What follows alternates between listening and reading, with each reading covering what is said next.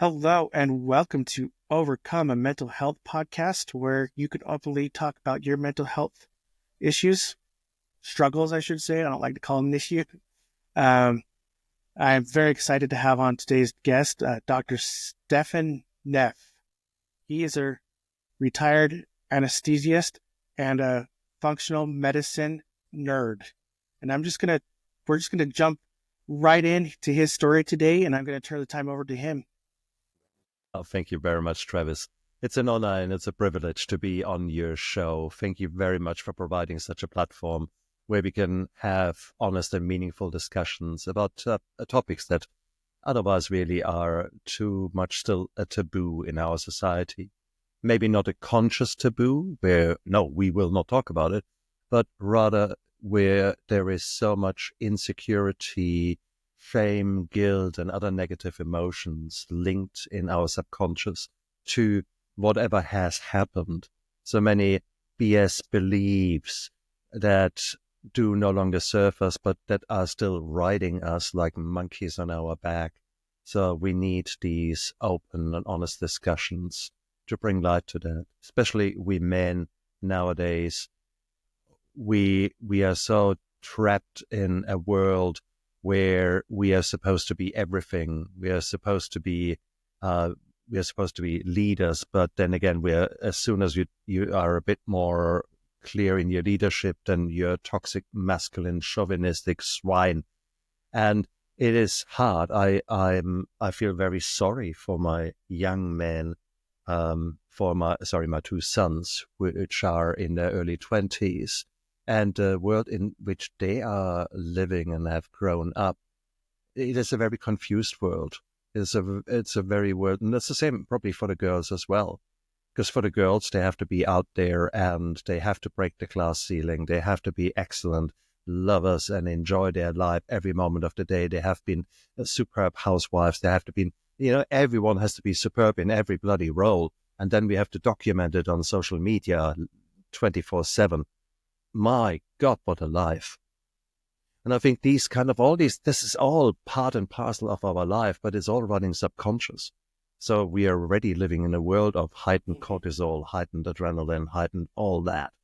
That's really, really hard to actually then step back and say, wow, where is the mass confusion? What are all these negative things in my head? Where are they coming from, etc.? And then add to that the adverse childhood experiences. Add to that the real trauma that you're encountering. Bloody hell.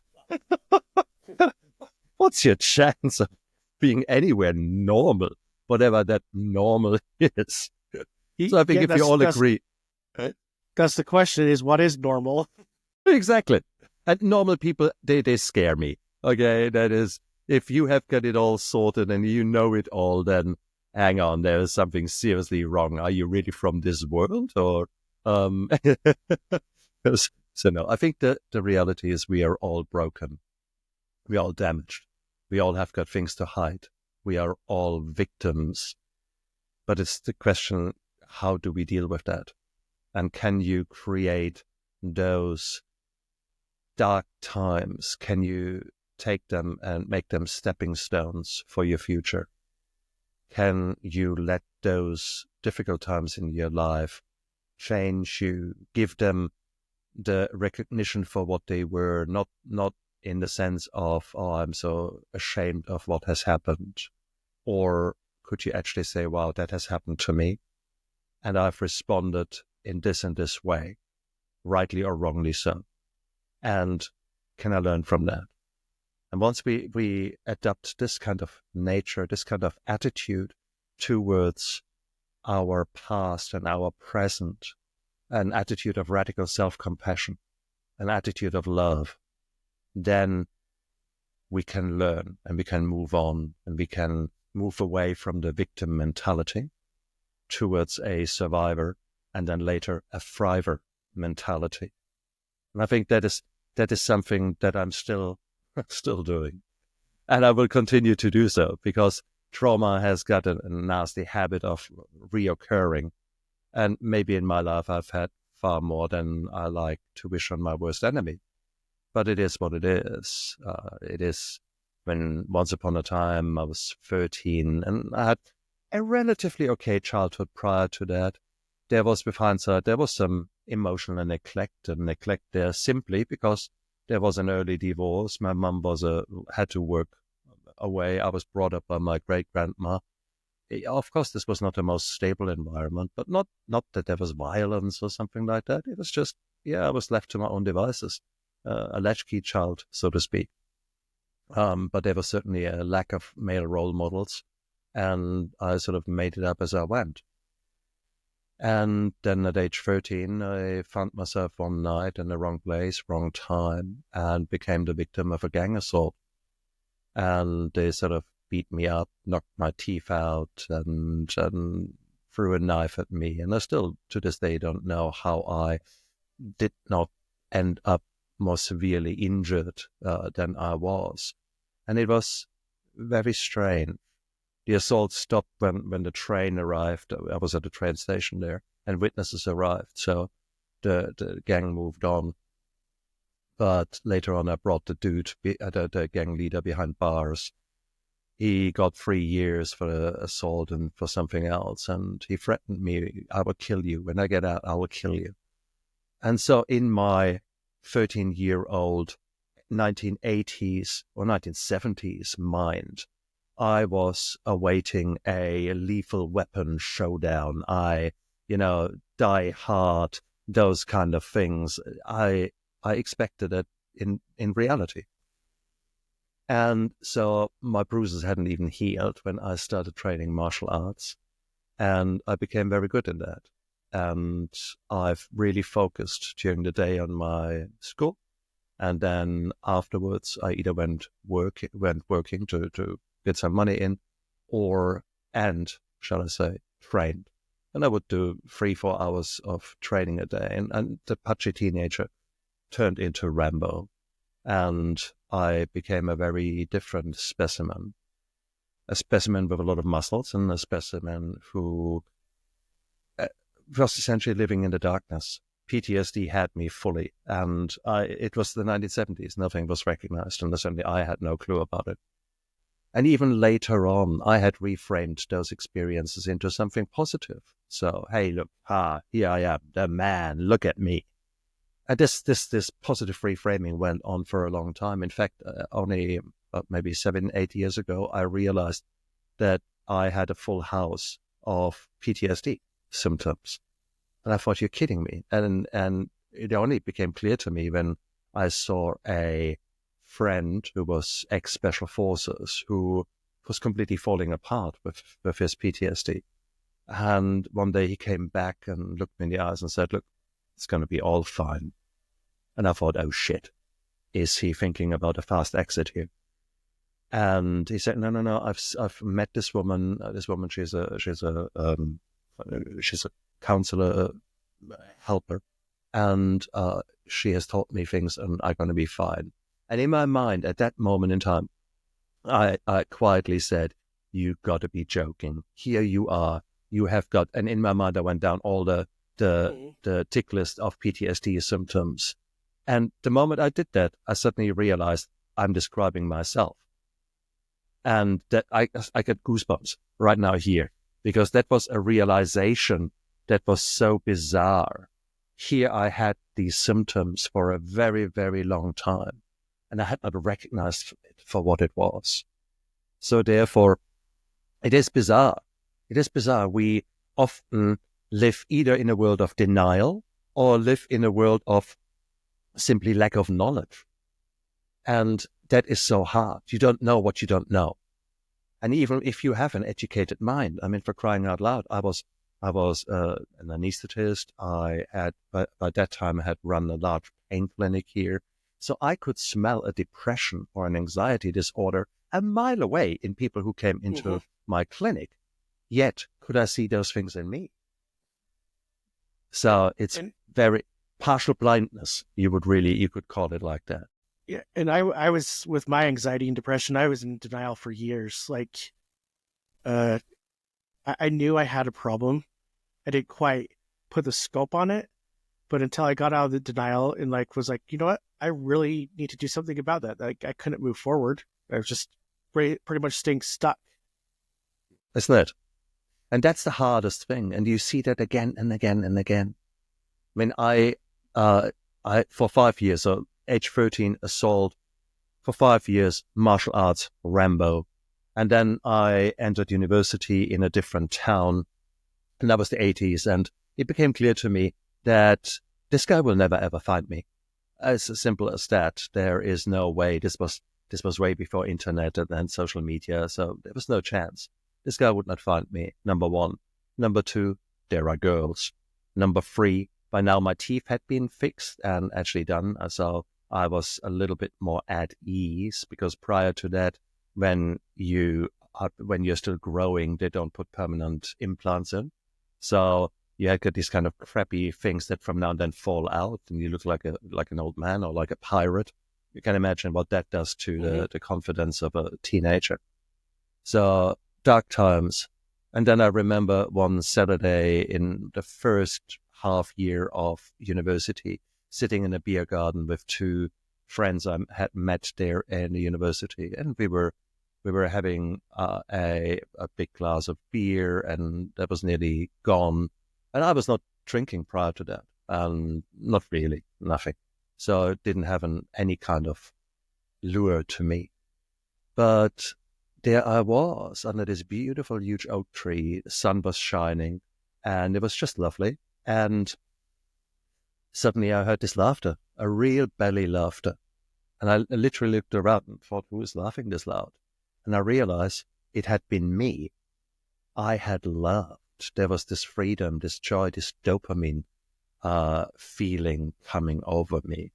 And it was the most beautiful feeling. And again, I've got a very emotional, physical response here, that the goosebumps, because it was such a revelation that I was able to love, that was able to relax, that I was able to let go. And that was just absolutely bloody amazing.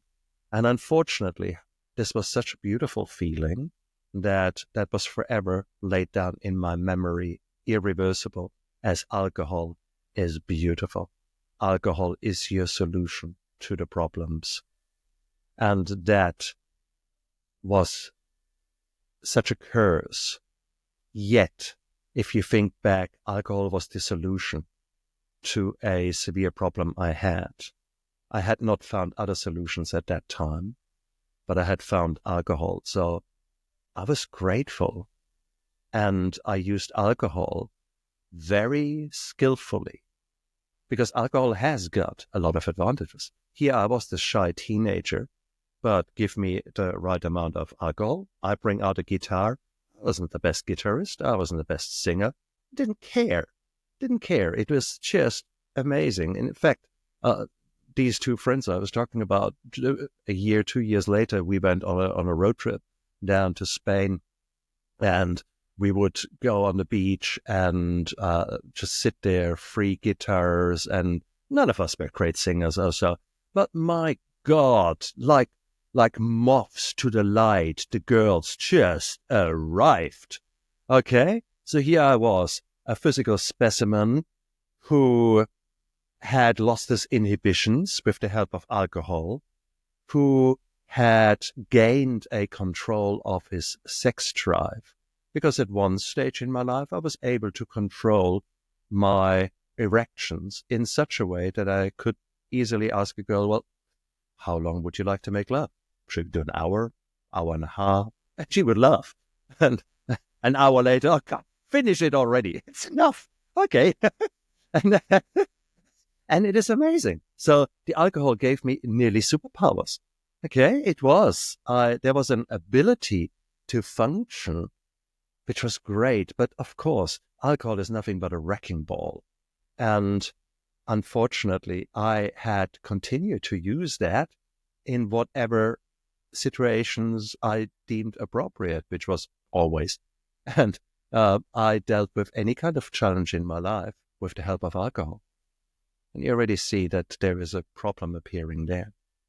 I have to say, though, the alcohol was a solution, But I had found some other solutions. One solution was work. I threw myself in work, initially in school, then as a student, and I became very good at that. So I dare to say I was a workaholic long before I was an alcoholic. But both means were socially accepted. To drink alcohol in Germany is part of life.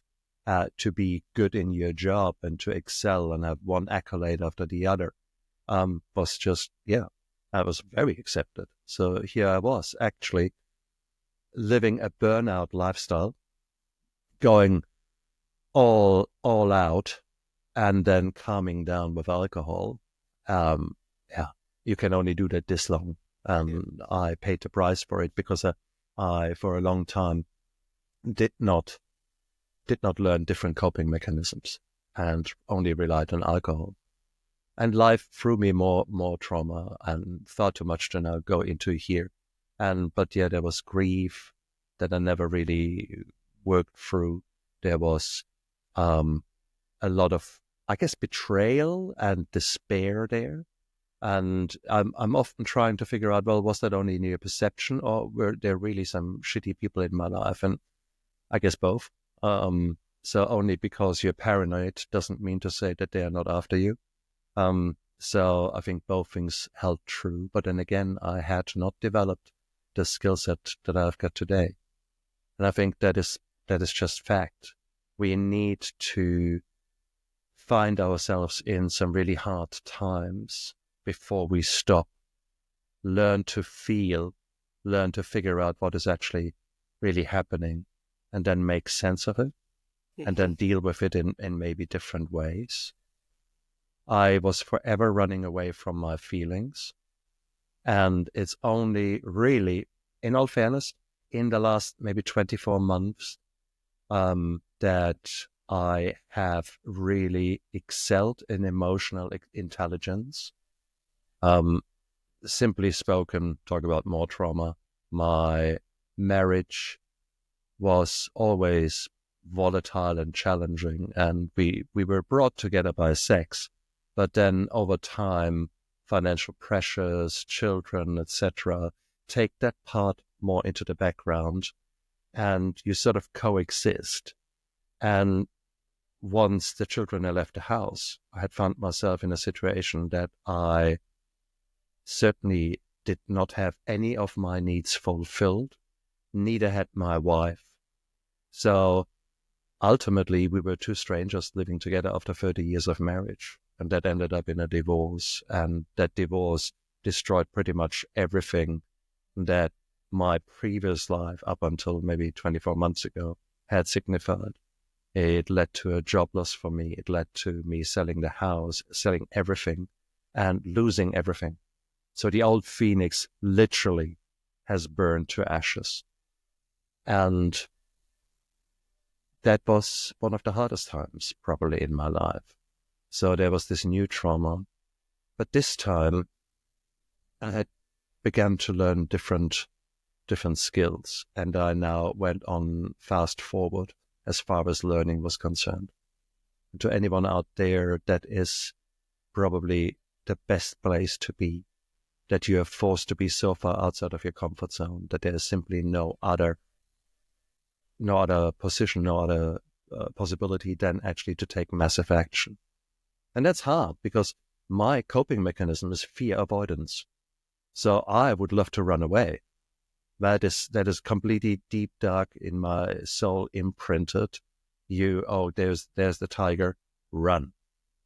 Or if there's the tiger and you can't run, fight. But that is all blinkers, adrenaline, and those kind of attitudes. And I had to learn more about these emotions. I did a course on radical self-compassion. And that was one of the hardest courses I did because I had to learn to sit with my emotions. And one of the exercises was to conjure up a negative emotion. And immediately fear came to me. So I had immediately this kind of, oh God. And it was very easy. Fear is a very old friend of mine. My goodness, I could go back to age 13 when I was lying on the ground, or at any one time, is including there and then. I did the course a year ago, and my life had just turned completely upside down. So it was not difficult for me to just let that fear wall up, and it came like a bloody tsunami. And then the skill was to sit with that fear for 5 minutes and feel it, taste it, see what it does to your body. That's the longest 5 minutes in my life, because I would have normally run away, done anything, scroll social media. Oh, I have to write this email. Oh, I need to do whatever. No, you have to sit still. And I did that. And then thereafter, you have to learn to calm that emotion down, be introspective, and then nurture yourself, then actually love yourself and calm it all down. And that was a very, very, very beautiful experience that I was able to do that. This has led to me completely changing in my attitude nowadays. I'm far more compassionate to myself. I'm far more accepting to myself. I'm no longer getting angry with me if my mind is a bit befuddled. When I say, I want to write this talk now, this course now, I want to be productive. And my mind said, yeah, about that. And I can't even string two words together. And that's okay. I now accept that as what it is, that I can't be 100%, that I can't be that perfectionist that I want to be. And this is beautiful. So here we are in a journey of far too much trauma, of far too many coping mechanisms that in the long run did certainly not suit me, and that probably brought me my own hell to live in. Yet, here I am at age 58, finally coming to a point where, despite even more trauma, despite even more destruction in my life, there is also a level of creativity, because the opposite to trauma and destruction is creation. So creativity is a beautiful thing. So here I am reinventing myself. I am taking time out to feel. I'm taking time out to think, well, what is important in my life? And I look at Maslow's pyramid of needs and think, okay, you need to feel secure. You need to have food, water, shelter, fire, those kind of things. And then from there on, we can build up on that pyramid. I make sure that this foundation is as solid as I possibly can get it. So with functional medicine, I know how to incorporate the right nutrients. I am eating G-bombs left, right, and center. I am using the right nutraceuticals. I'm making sure my hydration is good, making sure that there is exercise included in every day. I'm fiercely defensive of my sleep. So I make sure the baseline nowadays is really, really good. And then I take it from there. But my aim is to at least every day put 15 minutes into becoming a better man, in addition to to maintaining the baseline. So the baseline doesn't count. So you can't say, okay, I've done 15 minutes of a workout or went for a walk. That's it now for today. No. Guys, live your life to the fullest. That means get the foundation right. That's a given. And now, how can you become a better human? How can you become a better man? Yeah. Functional medicine that pretty much saved me. And there was, so I suffer from anxiety and depression. All of my stuff, like I started recognizing when I was going through a spout of seizures. It took me years to realize that I had a problem. And so my seizures started back in 2009. But I just do the normal like neurologist type stuff and medicine, and then they kind of died down. But jumping fast forward to like last year, my seizures came back full fledged, and I decided to go the functional medicine route, and it was a life changer. It was the best decision I ever made, because they're like, no, like we're not going to put you on any meds. We're going to actually do your blood work, and figure out what nutrients you're lacking, get you some supplements. And with those supplements, I've lost weight. My body doesn't feel bloated. I've changed my eating habits. So Absolutely. like this really resonates with me. It's really cool to see the difference in my life that like going to a functional medicine doctor has done. I'm so pleased to hear that, because our world is changing, and unfortunately it's changing for the worst.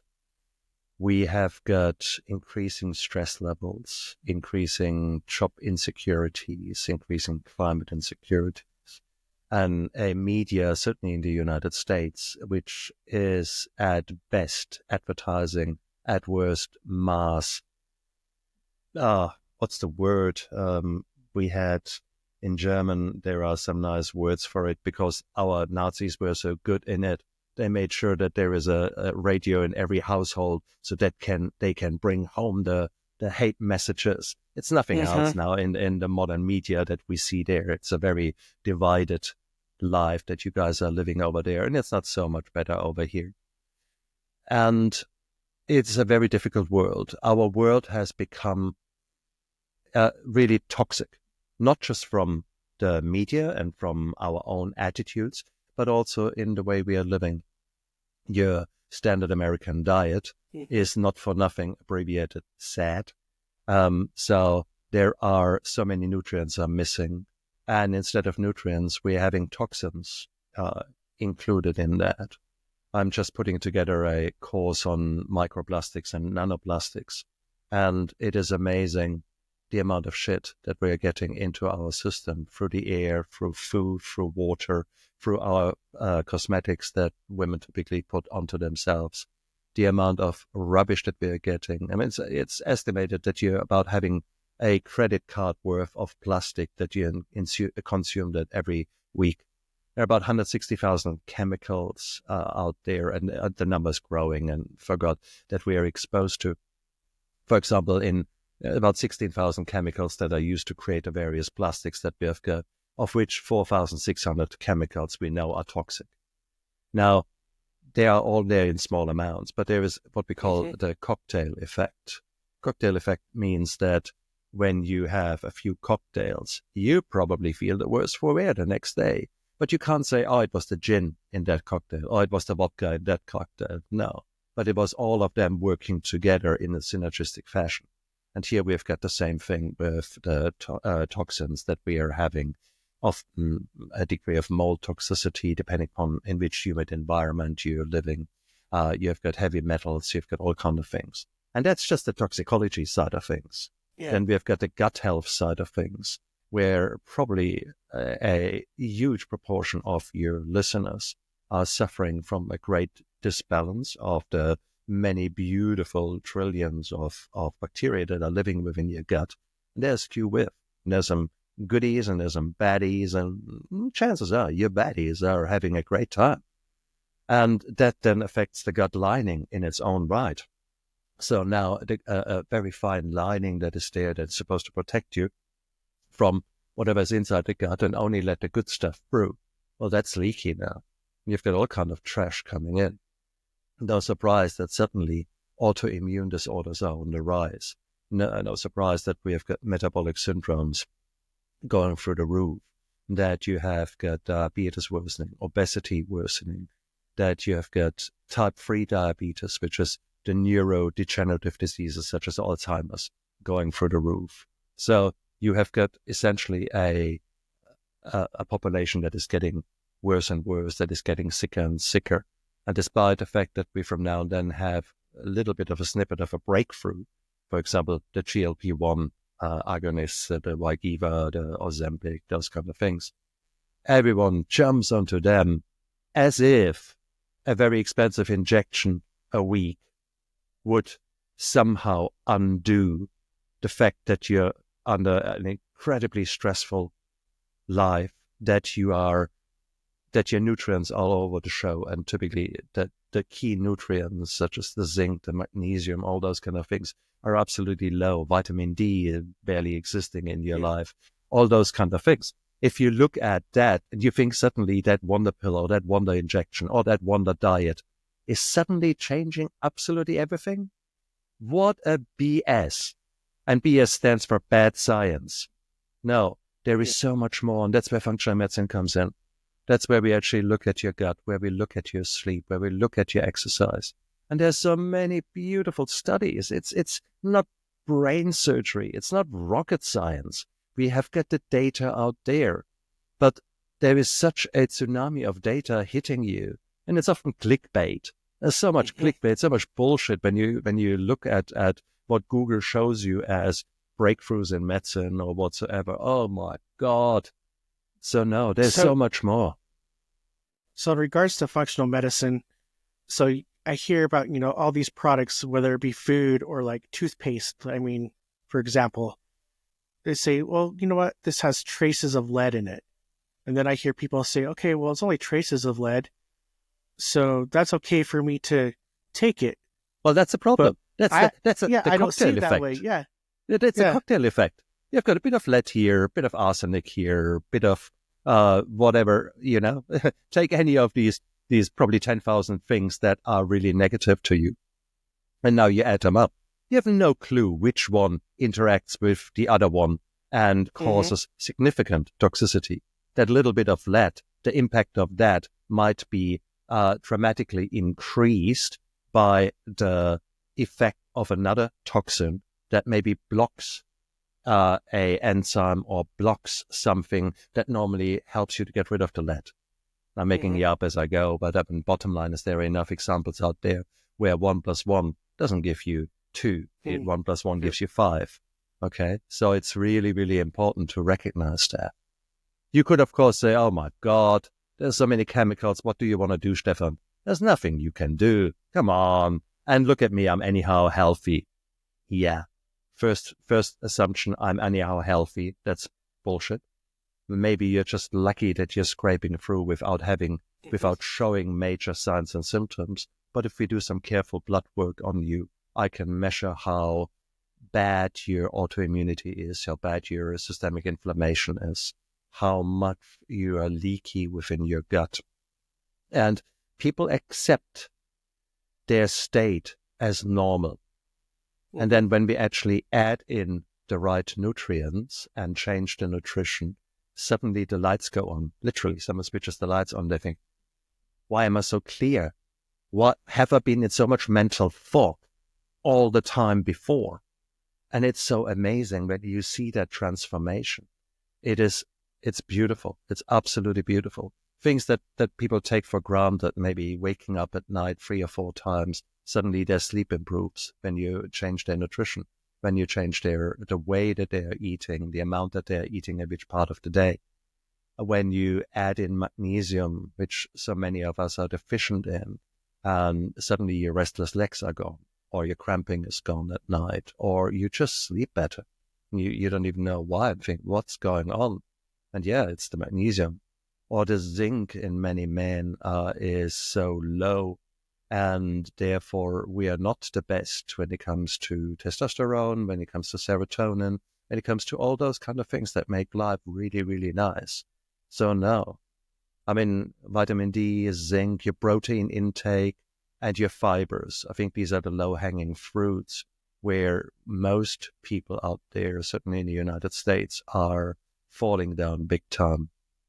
Fiber is such an important bit in your diet. That's the reason when I earlier referred to the G-bombs. These are G-bombs, so the greens, the beans, the onions, the mushrooms, the seeds. So you've got those kind of part of your diet that have actually a lot of phytochemicals, so healthy chemicals that help the body to work better.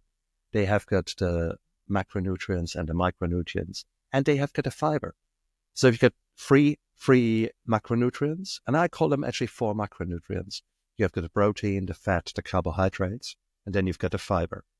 Now, the first 3 are for you, as when I say you, for those cells that come from mommy and daddy. Now, these are actually the minority of cells. The majority of you, Travis, is bacteria by number.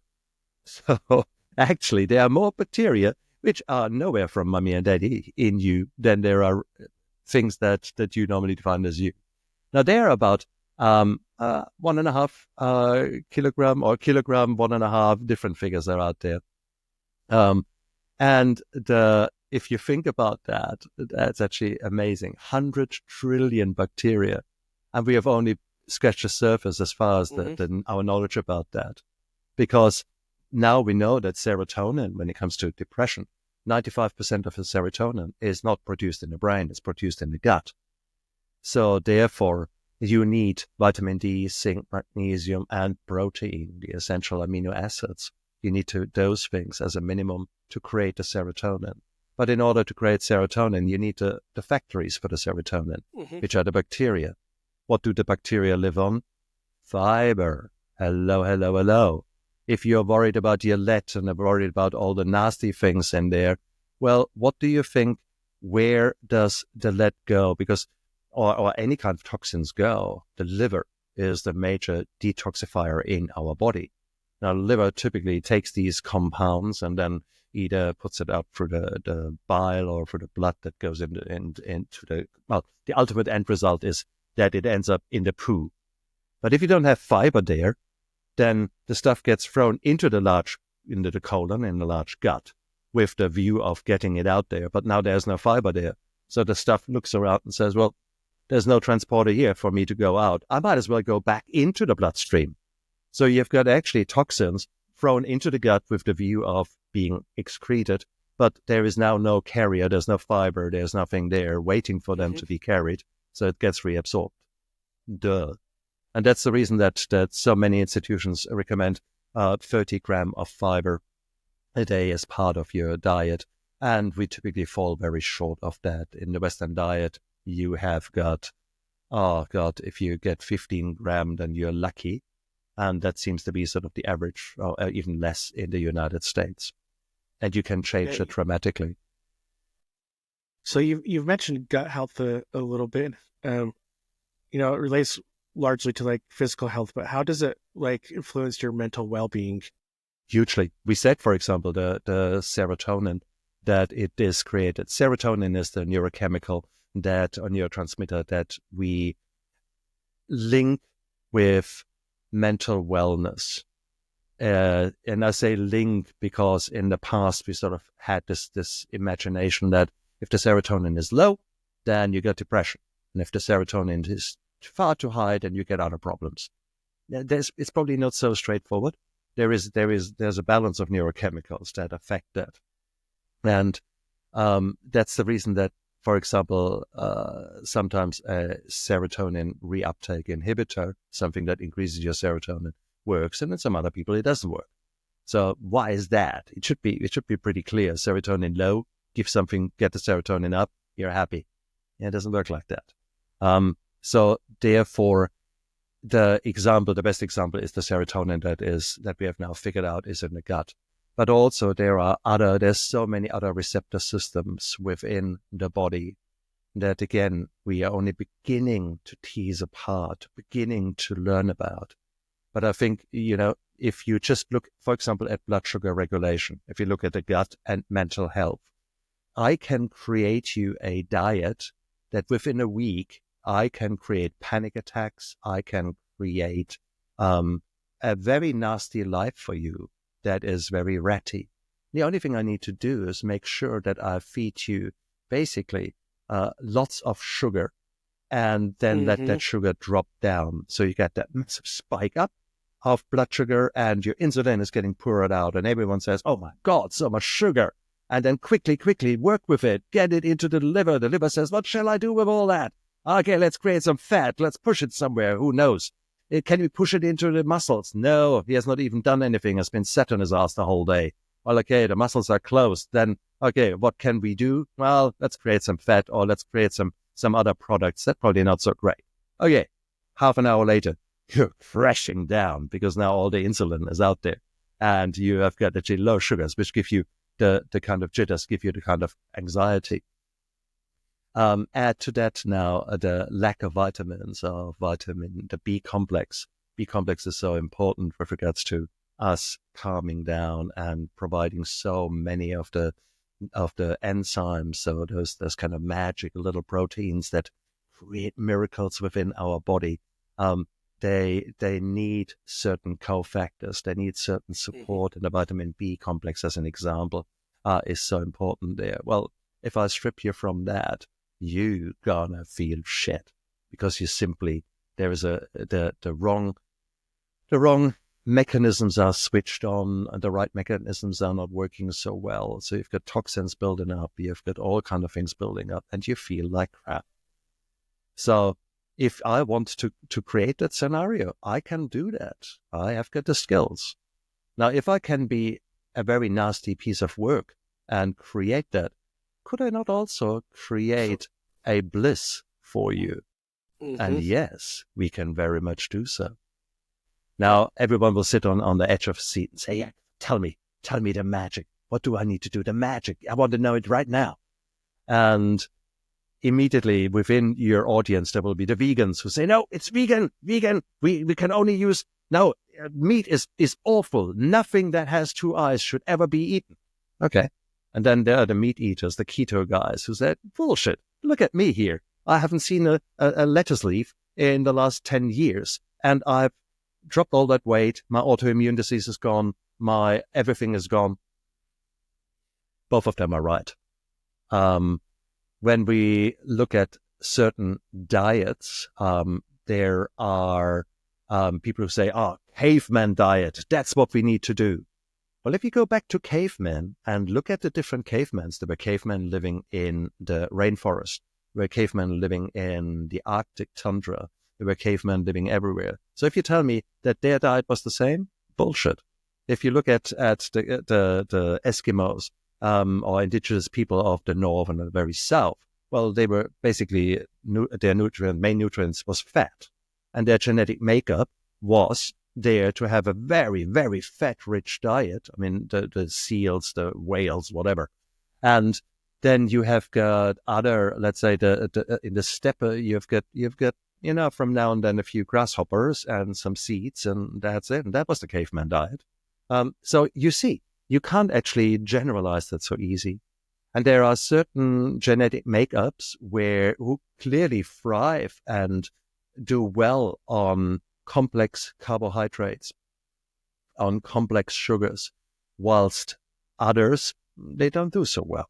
So for me, for example, the complex sugars are nice. I certainly have them because I want the fiber. And often enough, let's say beans have got complex sugars and have also a lot of fiber in them. Chickpeas, those kind of things. I like them and I accept them as part of my diet, but I'm actually doing really well on a protein-rich diet with a bit of fat in it. That my body feels really great with that. And so each and every one of us will have certain preferences, how their body ticks. And it's partly genetic and partly just trying to work out how you really are built, what combinations of factors play a role within you. And sometimes that can change over time. It is, for example, if you've got a very leaky gut right now, you need a certain amount of, or a certain diet to help you exclude those things that are hurting you more.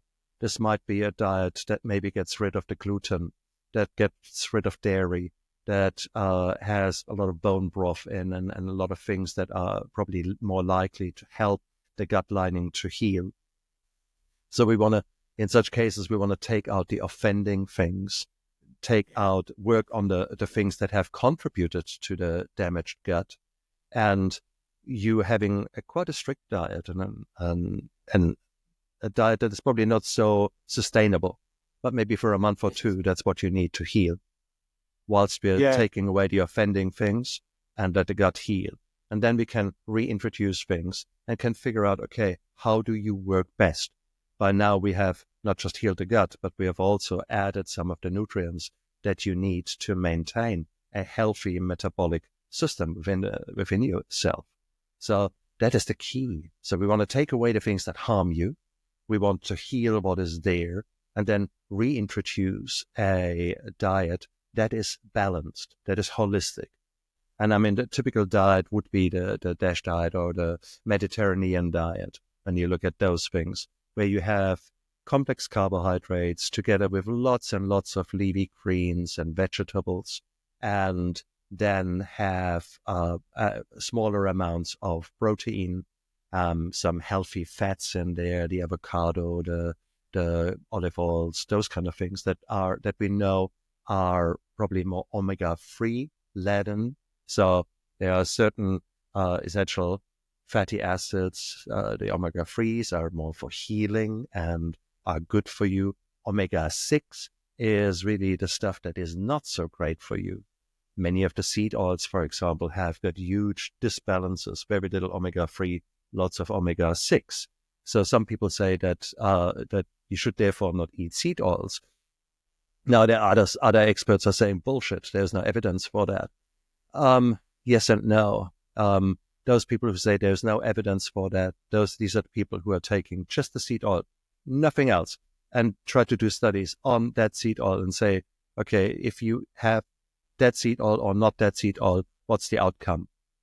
And I think that is so difficult in nowadays lives because this is only one tiny factor of many, many other toxic factors that are impacting you. So therefore, to now look for studies that show you that distinct difference makes it very hard. Also, where are our cutoff lines?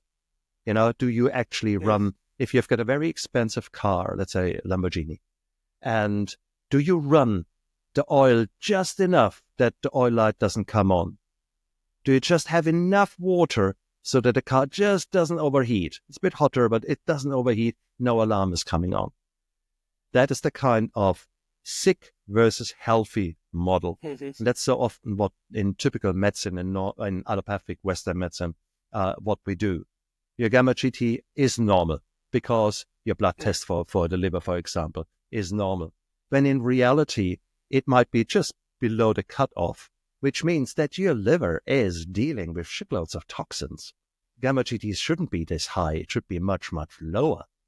So when we look at wellness versus sickness, we in functional medicine, we use different parameters. We might use the same blood test, but we look at different reference ranges. We're not saying a CRP of 11, that's okay. That means that you're not having somewhere a pus in your elbow. Okay, I give you that, or that you don't have some major rheumatic flare. I give you that. But that doesn't mean to say that this is normal. You shouldn't have this much systemic inflammation. Your CRP should be 1 or 2, thereabouts. That would be ideal. So let's look at getting you optimal rather than getting you away from the brink or even in early disease. Try to bring that down and optimize things. And suddenly your life changes in ways that you didn't even know. So it becomes, it's difficult to measure well-being. But once you experience well-being, it's like coming from out of the darkness into the light. And that's where the functional medicine is. That is, it gives you a new lease of life. It might not change your longevity as much as we would love it to. We all are striving to live until 130, 150. Well, some people might be able to achieve that with some very expensive interventions, and maybe we'll learn more and can do more. But my longevity is not really my main issue. What I'm striving for is not prolonging my lifespan, but prolonging my health span. I want to be healthy as long as humanly possible. I don't want to be an old man at the age of 60. I want to be an old man when I'm 102. Okay, then I might say, okay, now enough is enough. But until then, I've got 40 years to go where I want to live in the healthiest way possible. Now, we said, we talked about trauma, we talked about alcohol, and I lived a life that was not really conducive to health span for 50 years. Now, I changed. And I just want to leave you with that fact.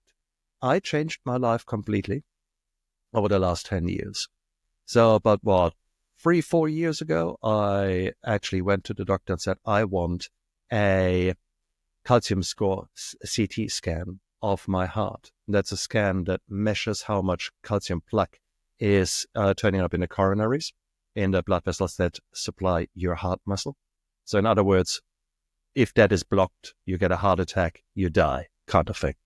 So, and my dad died of his 6th heart attack, my biological father. And I thought, yeah, great. Here I've got the genes. I had the rough lifestyle. I had the trauma to prove it. My God. But I had changed. I had changed my nutrition by then. I had changed a lot of things. My calcium score is 0. There was not a single plaque in the coronaries. And that was such a revelation for me. The past does not equal the future.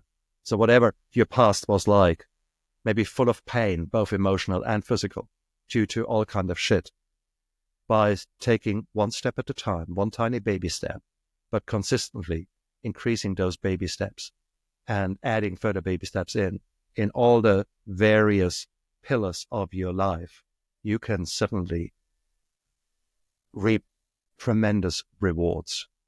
You guys can change. So whatever your reality right now is, however much pain you are in, there is so much you can do.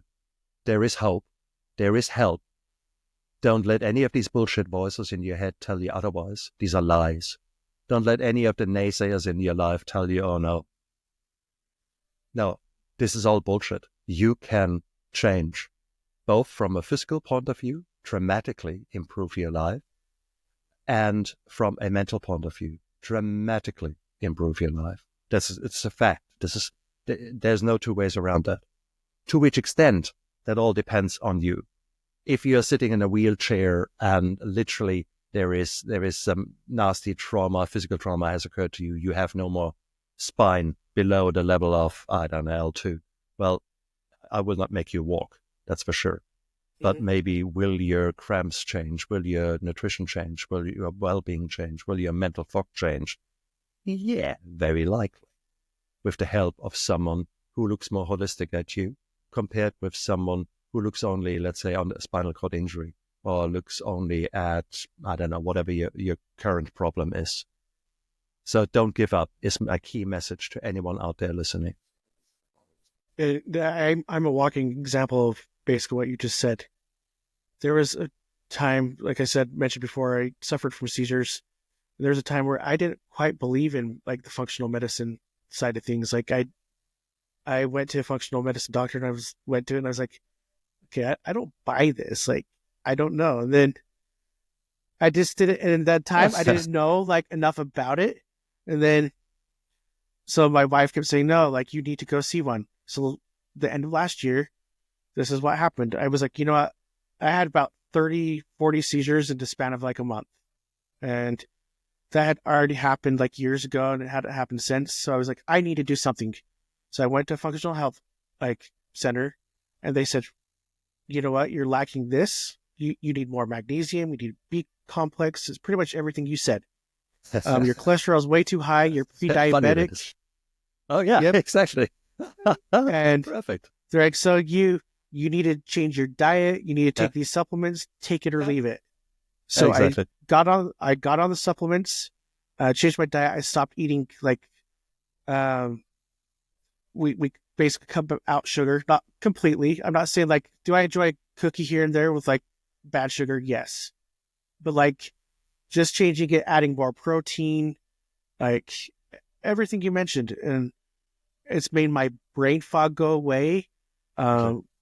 I feel like I'm in a better mental health state. I feel I am not as there's like hardly any inflammation left in me.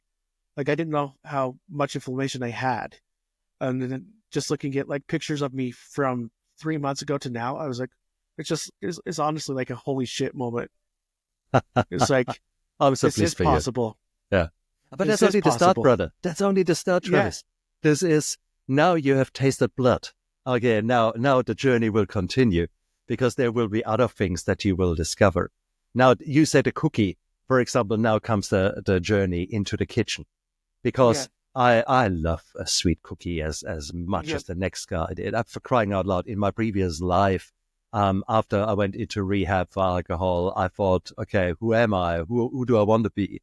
I said, well, I always had this saying, there is enough cheese. There is not enough cheesecake in this Mm-hmm. world. That was something I started saying as a student, and because I love cheesecake. So after rehab, I thought I might as well learn how to bake a German cheesecake because they are very, very good. And being a doctor and being who I am, I thought, well, let's not just learn it. Let's write a book. Let's write a cookbook about German Mm-hmm. cheesecakes. And I did.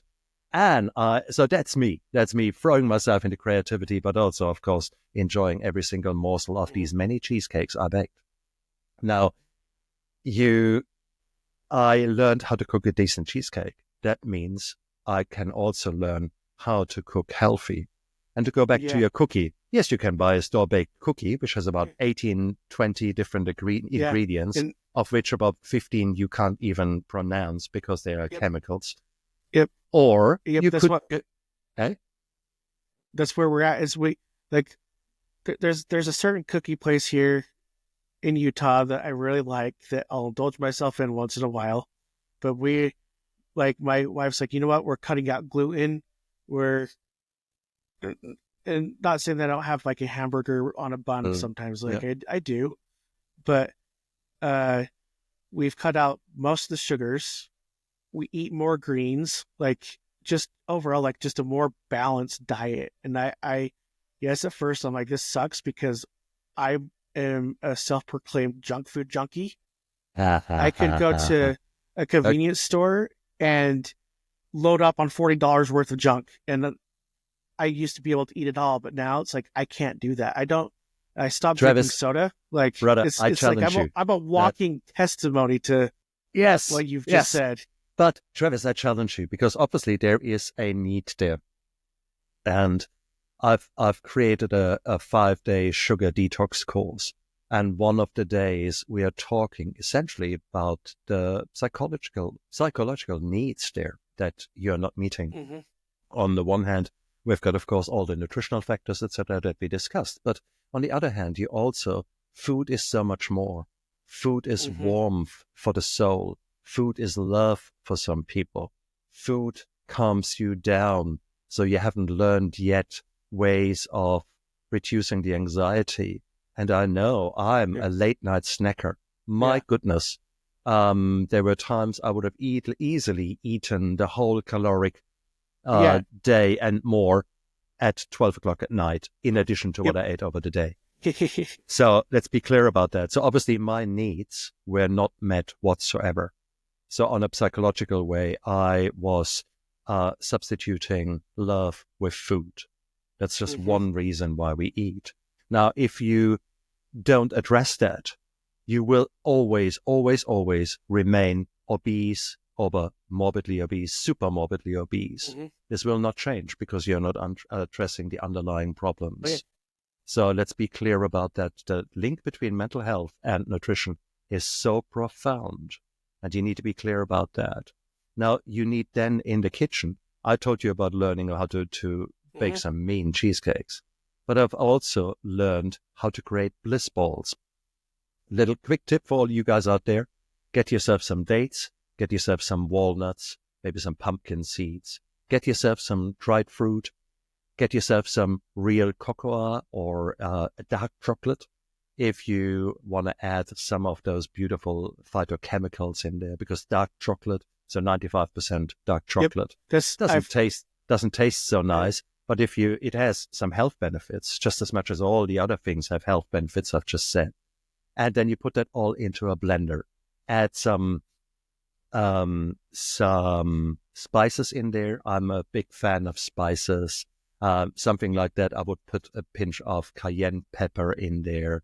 I would put some cinnamon in there, which regulates the blood sugar. And it would turn out a bit like from a taste, a bit like Christmassy. And you have got all that, mixed it in a mincer, roll it all up, and have that in a bowl, maybe roll it in some dried desiccated coconut. You have got the most beautiful, nutrient-dense sweet that you could possibly wish for, full of fiber. It's lovely. Now, please don't eat a whole bowl of it because it is nutrient-dense. It has some complex carbohydrates in there. So whilst your blood sugar will not go through the roof, it has a lot of healthy fatty acids, and it has a lot of fiber and a lot of healthy complex carbohydrates. But yeah, it has calories. So let's not be silly there. You need the calories, you need the fat, you need the essential fatty acids, you need the fiber, and you need, to a certain degree, the carbohydrates. When I say to a certain degree, there are essential fatty acids. So certain fats you need, your body can't make them. There are essential amino acids. So certain types of the protein you need from the outside. There are no essential carbohydrates.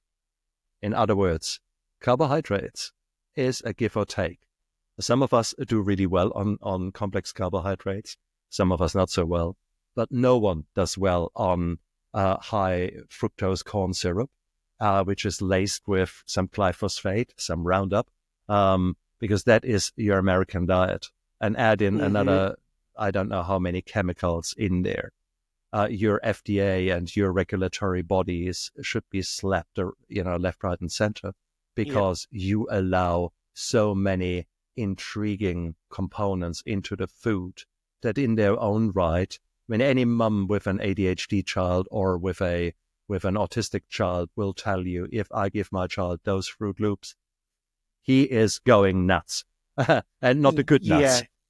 Yeah, we've been taking out a lot of the red dyes in our kids' diets, because it's like our son, you give him some candy and you know immediately that we gave him candy, because he's already absolutely just a very strong personality to begin with. He's really intense.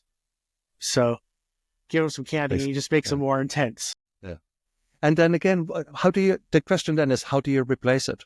And it's all a matter of practice. If you go to Japan, for example, and you go into the schools and the preschools and the first 2-3 years and look at the children and ask them, oh, what's your favorite food? Carrot. You what? Yep, that's broccoli. What? Brown rice. What? So it's up to us how we bring up our children and what we introduce as normal and what we model. We've lucked out because all of our kids really like vegetables and fruits and stuff. So that is really lucked out, but it's also modeling. It's also something where you can model. And in that case, you're actually lucky because you want to show a good nutrition.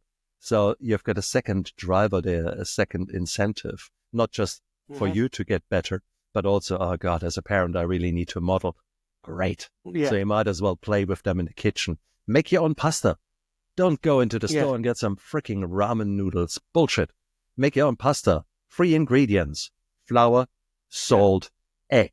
End of the story. Mix it together. If you want some color, fine. Cook some beetroot and then mince it down, put it into that. Just a little bit less egg or a little bit more egg. Try to see how dry your flour is. And suddenly you've got the most pink pasta or purple pasta that you want. You can make lemon pasta, dehydrate some lemons, and then grind them up, put them in there. Lemon and pepper pasta. Oh, out of this world. Very easy to do, fun to do, and beautiful studies. When you look, there was a study done where they created 2 identical pasta dishes, one with homemade pasta, the other one with store-made pasta or store-bought pasta. And then they created exactly the same dish, exactly the same sauces, etc. with it, and gave that the participants to eat. And I gave them with the food, they got a camera and a small pill form that would take pictures every, I think, a minute or every 30 seconds or so. It would take a picture. And it's beautiful to see, to compare these line of pictures within basically 2-3 minutes. Your own homemade pasta is completely dissolved into mash. And it's there ready to be taken up as nutrients. Whilst the store-bought one is, is that plastic or is that noodles? What is that? Is it plastic or noodles? Yes. And it's amazing. So learn. This is an opportunity for you to grow. It's to have fun in the kitchen. Yeah, I actually had a growth moment last week. So we've stopped going out and eating as much just because most of it's junk. And when we do, we are starting to be more specific on what restaurants we will eat. But we went to one. I'm not going to name any names, but we went to one, and um, I just had some fries and like a chicken burger, and that night my stomach hurt to no end, like for hours, and Excellent. and I was like, I can't do this again, like because I actually feel, and I told my wife, I said, I feel like I'm to the point where we've been eating. I'm not gonna always say like it's the best, but it's more rounded, and we don't eat a lot of sugar in our house. We don't even have regular sugar. It's Beautiful. allulose and stuff like Beautiful. that, and we've started cooking with that. So my body's actually now to the point where it's telling me like, no, you don't need this garbage. I'm so pleased for you, brother. This is the start of your journey, and your taste buds will change.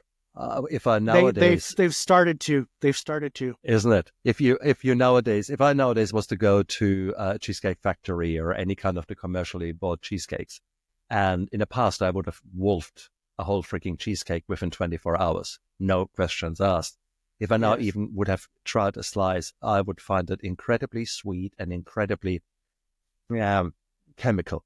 Okay, so Mm-hmm.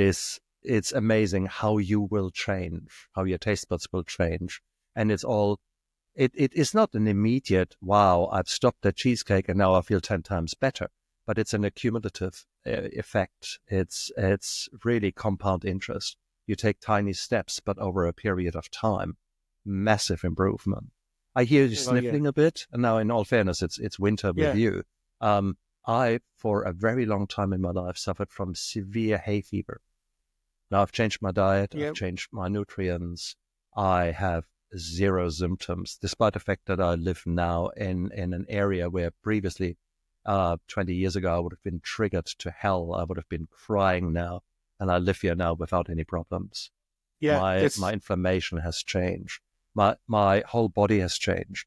In the past, I mean, those things that you never admit, I had stinky feet. Okay, I had bad yeah, stinky feet.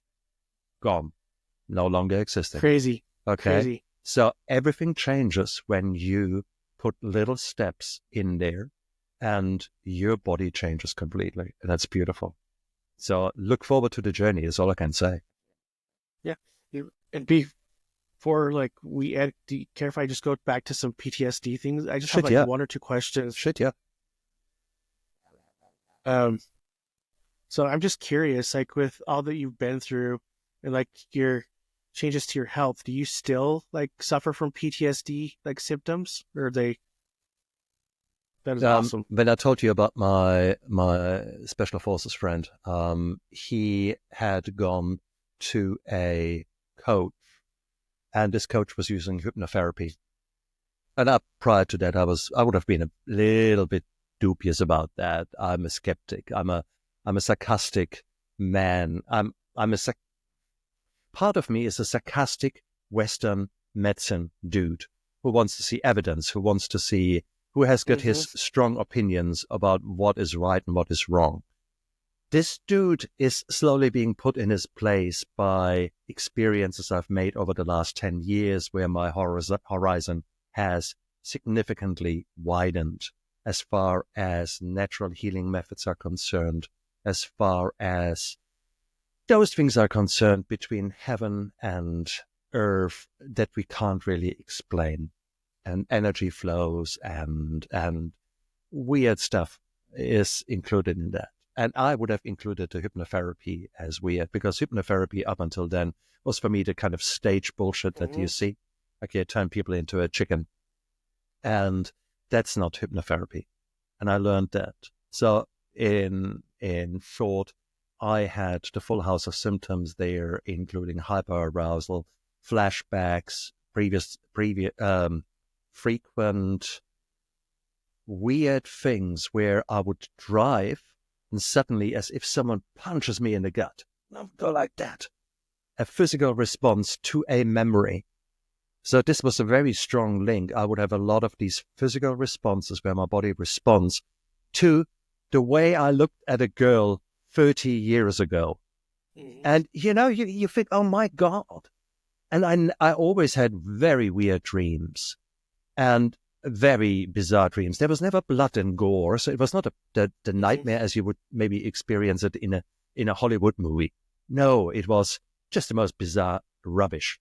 But typically, I would wake up and would, God, sometimes I would try to get out of that trance sleep kind of thing because it was such a weird dream. And these things were normal for me. I accepted them. That's just me. When in reality, it was PTSD. So this woman asked some very intriguing questions, and then I put hypnosis scripts together for me. And I had 3 sessions. And those 3 sessions of hypnotherapy dramatically reduced my symptoms by probably 70%. So much of that emotional response, or should I say, that physical response to my emotions was uncoupled. The amount of flashbacks, the amount of physical responses would drop down to a minimum, from maybe 10, 20 a day to maybe 1 a day. Then thereafter, I started writing my book, My Steps to Sobriety. And with that was essentially a very powerful way of journaling. And I began to write about that impact that I had, that really this assault had on me. And I accepted PTSD for what it was. And I wrote actually a book chapter for someone else called PTSD is My Superpower. So I actually really worked on it from an emotional point of view and a brain point of view. That reduced the symptoms further by about 20%. So I now was down to 90% or reduced. So I still have a life in which I have experienced violence and potentially life-threatening violence. And this has changed me forever. And it will so. I will always be the dude who is sitting with the back to the wall, who knows where the exits are, who probably knows how to handle himself, who immediately knows about 10 different weapons that are immediately within my reach, that don't look like weapons, but that I will use as such. So I'm glad that this dude is there. I'm glad that this warrior is there, this martial artist, because one day he might very well rescue my life. In fact, he has already rescued my life several times, because as part of my training, I did the German version of Jiu-Jitsu, where you do a lot of rolling, you learn judo techniques and things like that. And I was very good. One of the things would be that you learn how to forward roll over a table or over something like that. And one day I was driving on my bike and a woman next to me saw a car park and she went whoosh in there, took me with her into that curb car park, broke, and with that we came from maybe 30 kilometers an hour to 0, like that. My bike was blocked, and I was catapulted over the bike in a kind of hero Superman position, flying through the air, and I found myself in the air. There I was. Yeah, shit. What do you do now? And actually, my training kicked in. And I rolled, and I ended up with a few scrapes, but that was it. Yes. It's not so good when you impact on on things. But there was a tree, there was a lamppost in between, and I actually, by sheer luck, ended up flying between the two, then rolled and stood up. My bike was totaled, but here I was. The training that I had put in had rescued my life in this case, and it probably saved me later on in many other situations, where I had the situational awareness to say, okay, this is dodgy, let's get out of here now, or etc. So that's part of PTSD, the raised situational awareness, and I don't want to get rid of that, because it made me a good doctor. Yes. It made me a man who is aware of what is going on around him, and I don't want to drop that. I don't want to be this kind of walking through life with my cell phone mobile and think of nothing else and be completely... So that's the PTSD story. There is an advantage when you have got PTSD, just as much as there is an advantage if you get diagnosed with Asperger's or any kind of neurodivergent way that your mind works. Once you find out the traits within you, there will be some traits that you can really be proud of, others that you typically don't want to be proud of, yet they can become superpowers if you get to know them and harness them for the advantages that they can give you. And I think that is so important. You, for example, have harnessed your depression, your anxiety, and have harnessed that as a purpose in your life, that you're now providing this platform here, that you're going out there and say, I've got so much shit happening in my life. There must be a sense behind that. It gave you the purpose. It drove you forward to become the better human. That means that you will become a better husband, that you will become a better leader in your family, that you will become a better father. And for that, I congratulate you. Now, you could say, you could whine and be the victim. No, why do I have seizures? My God, my life was so terrible. Or you could say, yeah, I spent way too long doing that, and my point. I can't do that. Like I have young kids now. Like, I need to be able to be the best father like that I can be, and I need to be able to be the best husband. And I want to be here. Exactly. I know that now, and I regret that because I didn't know it when I was in your position. I was probably a shit father because I defined myself as the breadwinner. I defined myself as the doctor going out there. Look at me. I'm making all this money. I'm working about 16 hours a day. What a man am I? Was I there for my children? No. Was I there for my wife? No. I did not fulfill her needs. Neither did she fulfill my needs, simply because we both had no clue what our needs were. So we were emotionally, I don't want to call it retarded. We were, although that is probably the right word. I'm still lacking a better word, even if this word is no longer accepted in nowadays language. But I had no emotional intelligence. Now I've got it, but now it's too late for my children. The damage is done. You are ahead of me on that curve. You're ahead of me on that path. And for that, I congratulate you. And hopefully those people out there who are listening can draw a line in the sand and say, okay, maybe I was not my best in the past due to the many, many reasons that there are. But what can I change now to become the best version of myself and show up for myself? And I can tell you that there's still plenty of things that I can change that I'm working through and working on and to become a better me.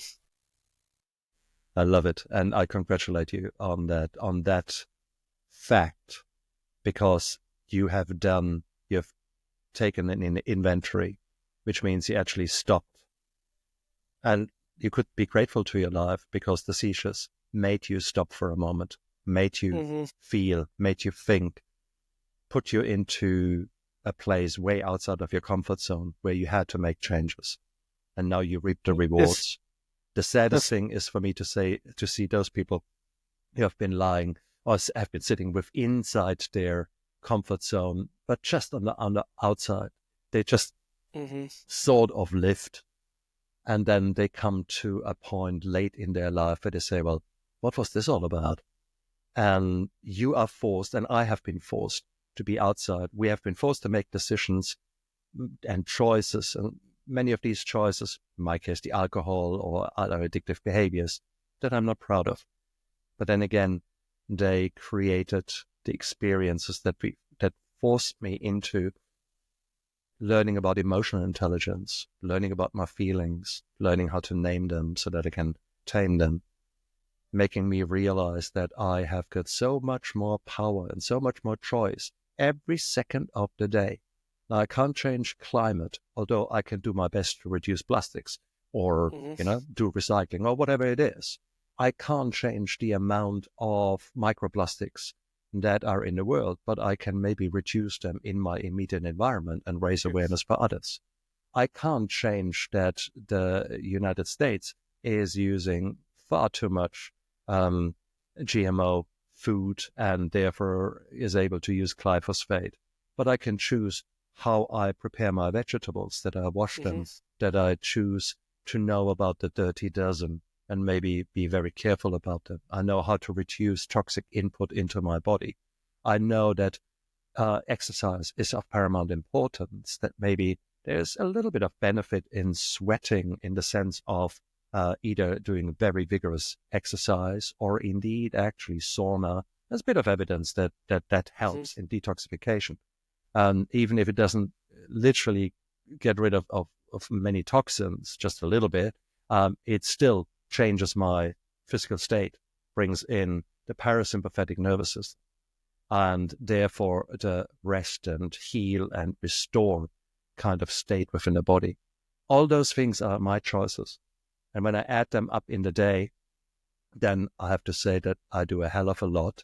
And that makes me smile, because sometimes there's little that you find great or gratitude for. There's little that you think you can celebrate. And then we actually see, wow, okay, you had some really healthy food, you hydrated, last night you made sure you sleep, etc. Suddenly if you focus on those things, you suddenly say, wow, okay, I did all that. I can be proud. So guys, do that out there. Guys, guys and girls and whatever label you have got, go out there and make those choices. Don't be the victim. Yes, shit has happened to you. Shit continues to be happening to you. And you might be in a really, really, really dark spot. And I congratulate you for being in there, because that makes you listen to Travis's show here. That makes you curious. You seek information.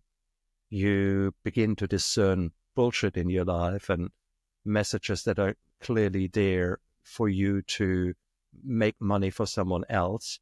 That you eat things that are just where probably the packaging is more nutrient rich, the cardboard, compared with what you actually have inside the package. That you learn about all those things and that you start to change. And that's where the magic happens. Perfect. And I have one last it's a two-part question for you. Go for it. So number one, anybody struggling with a mental health issue, whether it be PTSD, anxiety, depression, whatever, like, what would you say to them? What advice would you give to them? There is hope. In the first instance, don't give up. Don't live in denial. You know that there is something wrong. 95% of people who drink too much try to convince themselves and others that there's nothing wrong with them. BS. So stop the denial and accept that maybe you are behaving in ways that are not so great, that you've got a hair trigger, that you're constantly angry, that there are times in your life where your family is running away from you. That could be a young woman with PMS. That could be a man under the influence with alcohol. And I'm talking maybe cliches here, but I'm trying to give you examples so that it hits home. Take action. And the first action should be talk to your GP, talk to your family physician. Because often enough, there are other reasons that you want to rule out. For example, if you're completely depressed, or low in mood, shall I say, then maybe let's have a look at your hormones. Let's run a blood panel to look at what is your thyroid doing, what are other hormones doing in your life. Because there might actually be medical reasons that are causing that. In your case, the seizures, you did exactly the right thing. You had a neurologist looking at you, because seizures that start in adulthood automatically means you have got cancer until proven otherwise, a brain tumor or something going on in your head that we need to rule out. So a CT scan or an MRI or whatever is the appropriate examination needs to be done to rule that out. So therefore, check that out. Check those things out where clearly there might be something there that is there. So if you've got suddenly severe back pain, don't immediately go for the psychology route where you say the issues lie in the tissues. It's all my stress. It's all that. Yes, they might very well contribute to a huge part to your pain and to your inability to function. But it might also be that you actually have got a tumor in your back, or that you actually had fallen or slipped and actually have got a slipped disc there. Okay, so let's be clear. Rule out the nasty stuff and then work on the basics: nutrition, sleep, hydration, physical exercise. And when I say nutrition, I really want to break that up. Add those things that are really important, that are good for you to heal your gut and replenish your system. But prior to that, remove those things that are further holding you back. That includes the alcohol, the smoking, the recreational drugs. That includes the high sugar content, high fructose content. That includes the toxic heavy metals, that other toxins. And it basically takes a little bit of Sherlock Holmes work to look at what is really going on. But remove those things that are harming you or holding you back. Introduce those things that are likely to help you. And with that already, you will find that there are amazing things happening within your mental health. And I say mental health because it's not necessarily disease. We always like to put things or people into a nice pigeonhole. You have got depression, boom, there you go. Or you've got a personality or a disorder, boom, there you go. Or you've got both, oh God, you're fucked. So it's not like that. There's often a big spectrum of the disease, ranging from sort of normal to absolutely in a mess and homicidal, suicidal, a threat to the world. But there's so much in between, the gray zones. And sometimes because we're in the gray zone is normal for us and we don't know how bad we are. So that's then where actually some people come in who can talk to you. Like, for example, my PTSD was certainly affecting me, but I didn't need medication for my PTSD. I needed someone to listen and then ask the right questions, allow me to put things together. And in this case, this woman, I'm forever obliged to her because she made me realize, wow, okay, this is how it all works together. And then with the hypnotherapy, she uncoupled some of the physical responses from the emotions, and it was beautiful. So a psychologist, a counselor, a life coach, someone who is trained in trauma, who is trained in mental health, to help you to unpack some of the garbage that you've been carrying around. And as a rule of thumb, if you're still upset about something that happened more than 18 months ago, it's probably a time that you need to talk to someone. Okay, so if as a rule of thumb, and so you've got the basics of functional medicine or of living, the basics of living, you should really call it. Then you have got the knowledgeable input. So when I say you need to speak to someone, I don't mean your Auntie Jenny from down the road or your best friend. Now, your best friend, if she is a psychologist and a counselor, okay, you could say that's good, although I dare to say that as a good friend, she might not ask the right questions. No, you need someone who knows what they are talking about. And then there are the roles of specific interventions of the nutraceuticals that there are some nutraceuticals, some healthy materials that can work as antidepressants or can work to reduce anxiety. There are medications that can be incredibly powerful and can help you. For some women, SSRI, Prozac, or something like that can be the world of good and can make a huge difference. It can be a lifesaver. So many of the drugs, the psychiatric drugs, have saved so many lives. When it comes to the extremes of diseases such as depression or of states such as depression, sometimes people are suicidal or homicidal. In such cases, more aggressive interventions such as electroconvulsive therapy might be appropriate to get you through that absolute extreme state of your pain, of your problems. We've nowadays got newer insights, more accepted insights from alternative medicine. More recently, ketamine as a nasal spray was introduced in the management of depression in the United States. And we need to see it's a new, that the insights that it could be helpful in depression has been there for probably at least 20 years, but it's now more recognized and it's being used. In the management of PTSD and other mental health problems, ibuprofen and other psilocybin and basically a psychostimulants or a psycho, what's the word? I've got a mental block now. Certain substances that were traditionally used more in the recreational field have now been recognized that as part of a holistic approach, they can dramatically speed up the healing from PTSD. Many of them are not recognized. Recently, the FDA has chosen not yet to endorse MDMA for the management of some of these psychological extreme states. And it's a shame. But then again, it's hard. It's hard for a regulatory body to make these decisions. But you see already the holistic kind of approach I took there, from getting the basics right, the basics of exercise and food and hydration, etc., and minimizing the toxins, to then addressing the problems. I mean, you can live the healthiest lifestyle if you don't address the fact that you have been for 6 years raped in the worst way and trafficked as a sexual victim as a child. I have my serious doubts that you suddenly grow to the best version of yourself without addressing such extreme things. And this is me just giving you one example, and it might sound extreme. Come on. Well, the reality is that at least 1 in 3 women will have been sexually abused in their lifetime. 1 in 7 men will have received sexual abuse. So let's be quite clear about it. There's some very nasty pieces of shit out there living among us, and they are not great. There are often enough, we live in lives where we have not been modeled healthy ways of coping.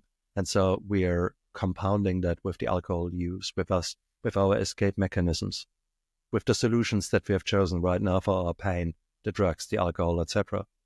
Well, if we don't work on the pain and removing the new, not so great coping mechanisms there, you can eat healthy until the cows come home. You will still end up in trouble. So it's a multifactorial approach. Once you use all these tools, and it will change over time, let's be clear, you might have to start somewhere. And if you're every day getting pissed with 2 bottles of vodka, that's probably a good place to start. So seek help with abstinence, with sobriety, at least learn how to reduce and modify that whilst you're working on the reasons that you are trying to escape so much. So this would probably be the first place. And as part of that, as part of a good rehab, you will get better nutrition. You get the nutraceuticals, the vitamin B complex that we spoke about. They will make sure that you're going to bed at a reasonable time, that you hydrate, etc.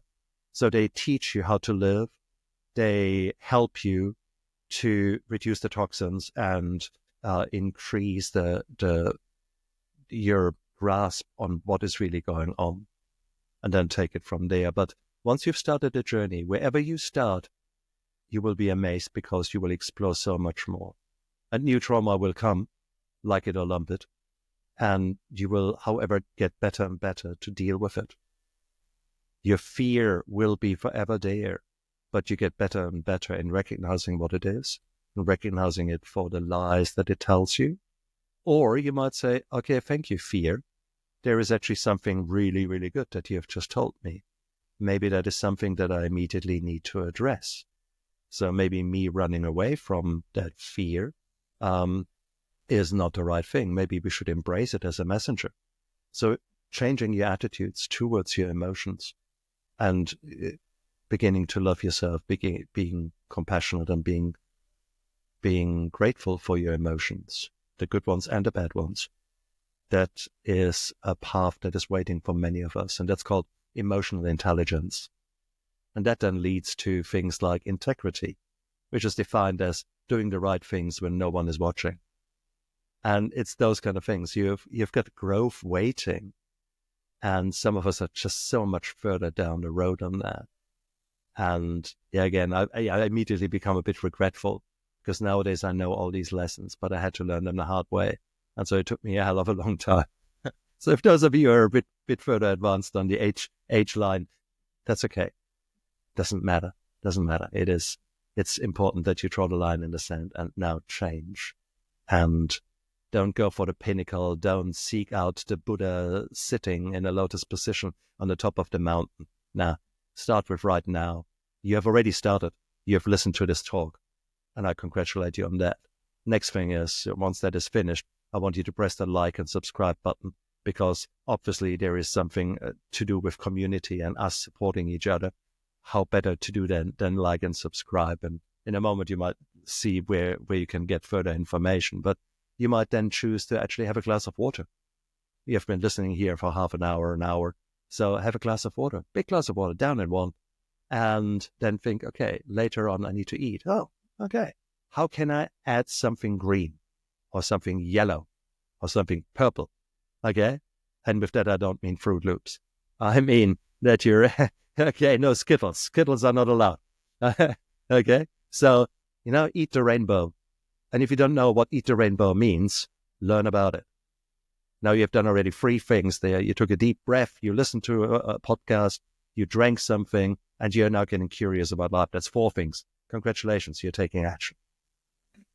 Not difficult. Awesome. Perfect. And the last question for you.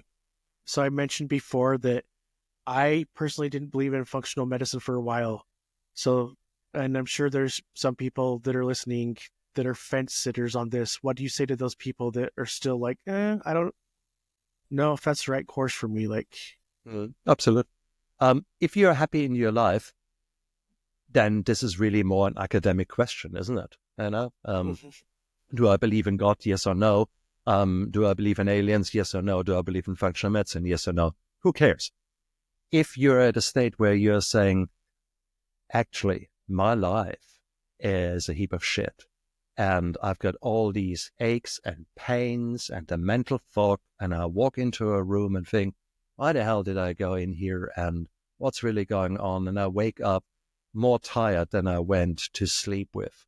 Hang on. Is that really the life you want to live? If you go to your GP and he's saying, you know what? Congratulations, you're diabetic. You need to learn how to manage your carbohydrates. Hell, may I tell you, you probably, the same GP has told you a few years ago that you're hypertensive and you're half-heartedly taking your medication and that you're probably overweight. Okay. So you've got all those kind of things, these are messages from the universe. Would you mind just listening to those messages? Or do you really need a 2x4 in the form of a heart attack or of a stroke or you being admitted with Alzheimer's? I don't think that you can get so easily back from that. But right now, you've got all these messages that you may wish to listen to. And now suddenly you have to go to your GP. And he says, well, okay, let's teach you how to live with diabetes. A functional medicine doctor says, well, where's your diabetes coming from? What is really going on? And what can we do what is the root cause or the root causes for your metabolic chaos? And let's work on that, shall we? And suddenly you drop 10 kilos or 20 kilograms. You feel much better. Your diabetes is gone. Your HbA1c, the marker for diabetes, is normal. Your abnormal liver function has completely sorted itself out. Your gamma GT is lower than that of your children. And you think, yeah, look at me. And you feel a million miles better. That is really where the proof lies in the pudding.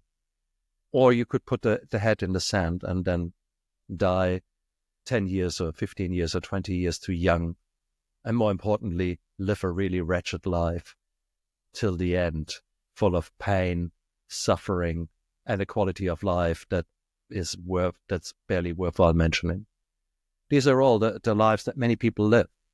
And I think you being here on this show and listening to that, I hopefully have planted that seed that you should be inquisitive and curious and figure out, okay, right now I'm in this and this place.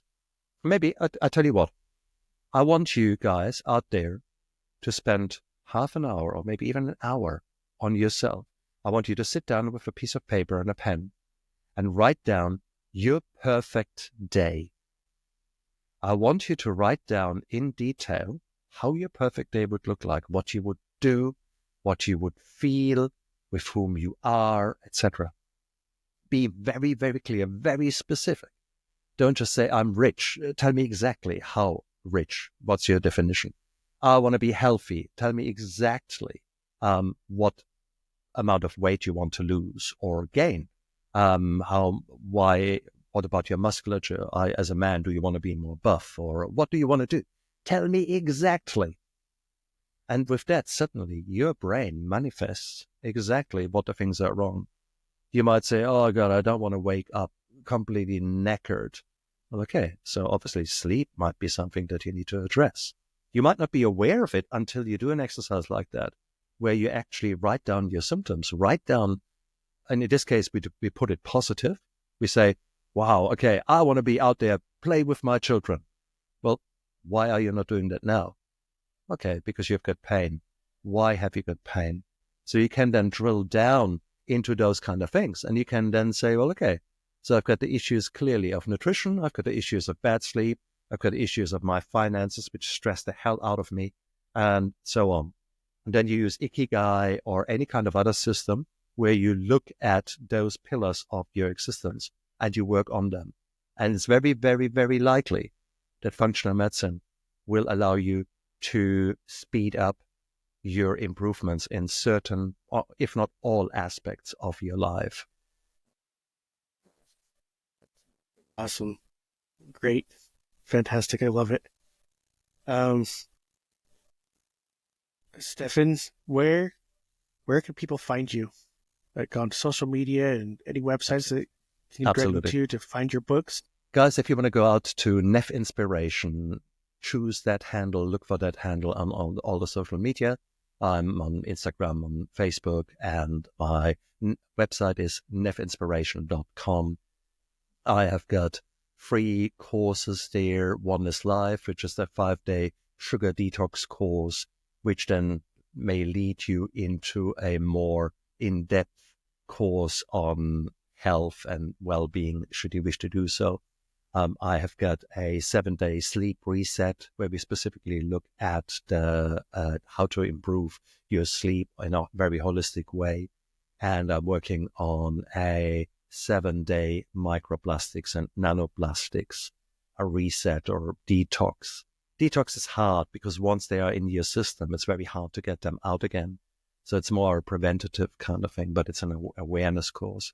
So the sugar detox course is live as we speak. The sleep course will be live by the end of this week, coming week. And then a week later, I anticipate that the microplastics course is live. It is, I have retired as an anesthetist, laying down the ecology, so to speak, for my future functional medicine practice, which will probably be live in March, where I can start seeing patients myself and treating patients. But I want to plant the seed now.